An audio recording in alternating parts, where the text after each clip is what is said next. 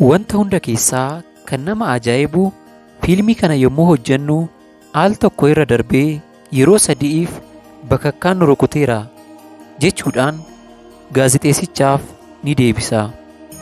Harka fuunee akkam jirtu kabajamtoota daawwattoota keenya, ilma namaaf jedhee wantoota suukaneessoo hedduu fudhachuu gooftaa keenya Yesus Kiristoosii kitaaba qulqulluu bu'uura godhachuudhaan fiilmoonni hedduun hojjetamaniiru. Isaan keessaayis The Gospel of John, The Son of God, akkasumas ijoollummaa keenyaa kaasnee kan ilaalaa guddanne fiilmiin bara 1979 hojjetame The Jesus Film jedhaman isaan baay'ee keessaa muraasa. Nutis fiilmoota kana Kiristoos yommuu fannisan waggaa waggaadhaan akka haaraatti osoo hin nuffin ilaalleerra.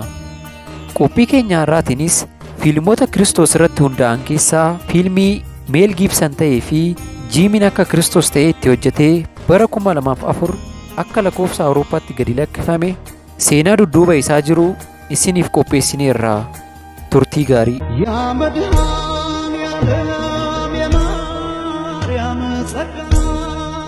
Mata dureen isaa The Passion of the Christ jedhama. Namoonni hedduun fiilmii kana yommuu ilaalan gadda isaanii to'achuu dadhabuudhaan addaan kutaniiru. Namoonni baay'een ammoo imimmaan isaanii roobsaa hanga dhumaatti ilaalaniiru. Fiilmiin kun ayyaanni Faasikaa hammuma dhiyaatu waggaa waggaadhaan akka haaraatti ilaalamaa jaalala guddaa argachuu danda'eera. Fiilmiin kun yeroo jalqabaatiif kan mul'ate akka lakkoofsa Awurooppaatti bara 2004 yommuu ta'u, fiilmicha hojjetanii xumuruuf qarshii doolaara miliyoona 30 itti baasaniiru. Isa booda garuu daawwattoota hedduu argachuudhaan qarshii doolaara miliyoona 612 galchuu danda'eera. Kanaanis fiilmiiwwan Hooliwud galii hedduu argamsiisan keessaa isa tokko ta'uu danda'eera. Fiilmiin kun seenaa Kiristoos guyyaa jimaataa kaasee jiruu fi dhukkuboota inni ilma namaaf jedhee fudhate itti dabaluunis gadda guddaa haadha isaa dubaroo Maariyaamii kan agarsiisu yommuu ta'u, fiilmichas yommuu hojjetan bu'aa ba'ii fi taateewwan ajaa'ibsiisoo hedduun kan isaan mudate ta'uu daayirektarrii fi taatonni fiilmichaa ni dubbatu. Keessattuu akka Kiristoos ta'ee namichi hojjetee maqaan isaa dhugaa Jim Caviezel jedhamu wantoonni nama rifachiisan akka isaan mudate ni dubbata. Fiilmiin kun yommuu waraabamu namoonni alangaadhaan fiilmicha irratti isa rukutan osoo hin beekin kan dhugumaa yeroo lama akka isa waxalanii fi dhukkubni cimaan akka itti dhagahame dubbateera. Yommuu rukuttaan lamaan sun qaama isaarra bu'u dandamachuu dadhabee fiilmicha irratti akka Kiristoos ta'uu osoo qabuu akka seexanaatti akka isa godhe itti dabaluun ibseera.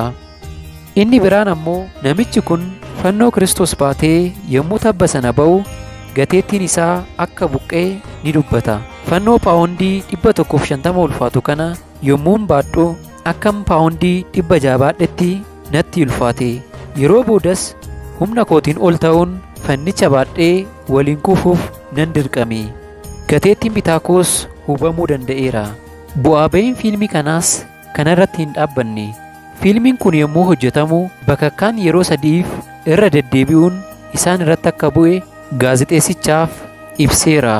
Jiimiin wanta yeroo sanatti uumame yommuu dubbatu wanti dhalate sun ajaa'iba.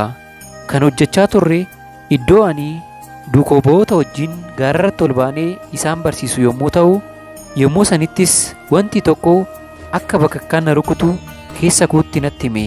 Achiin bakakkaan na rukutuuf jedheen isaanitti hime. Hoggasuma sana bakakkaan na rukuchuu danda'eera.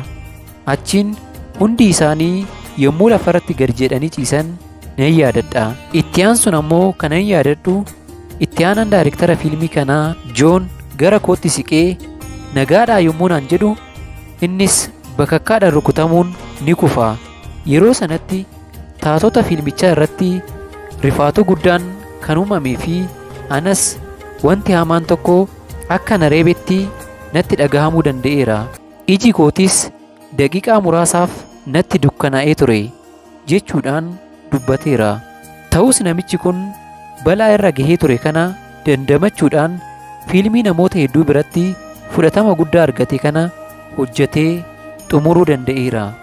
Fiilmicha boodas wallaansi baqaqsanii hodhuu laphee isaatiif kan godhame yommuu ta'u, yeroo muraasaafis cinqii hafuuraa keessa akka galee ture ibseera. Fiilmiin kun namoota ilaalaniif qofa osoo hin taane taatota fiilmicha hojjetaniifis waa'ee Kiristoos sirritti akka hubatan kan isaan taasise ta'uu ibsaniiru. Hundarra garuu kan nama ajaa'ibsiisu fiilmicha irratti akka Yihuudaa ta'ee kan hojjete Luukaa Diyooneeloon fiilmicha dura amantaa kamuu akka hin hordofnee fi fiilmicha booda garuu Kiristoositti amanuun amantaa kiristaanaa akka fudhate ibseera. Wanti ajaa'ibaa fiilmii kanaa inni biraan ammoo jiimiin fiilmii kana hojjechuuf meekaappiin sa'a 10f osoo walirraa hin citin taasifameefii jira. Kanaanis funyaanii fi ija arteefishaala ta'e hojjetameefiira. Wanti biraan ammoo daayirektarri fiilmii kanaa fiilmicha irratti saawundi tiraakii kamiyyuu osoo hin fayyadamin hojjechuu barbaadus itti aanaan isaa garuu saawundi tiraakii malee bareeduu dhiisuu akka danda'u itti himuudhaan dhumarrattis saawundi tiraakii fayyadamuudhaaf dirqamaniiru. Walumaa galatti fiilmiin kun fiilmota Kiristoos irratti hundaa'uun hojjetaman keessaa caalatti dhukkubbii gooftaan keenya ilma namaatiif jecha fudhate kan ibsu yommuu ta'u, kitaaba qulqulluu irratti akka ibsametti garuu Kiristoos ilma namaaf jecha wanti inni keessa darbe, jaalalli inni agarsiisee fi gaddi dubaroo Maariyaam fiilmicha irratti mul'ate haala xiqqoo ta'een kan ibsamee fi galaana keessaa bishaan fallaanaan akka qicuutti kan lakkaawwamu ta'uu isaa namoonni hedduun ni dubbatu.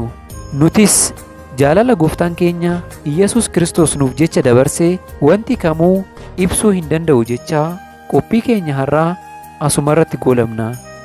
Nagaatti.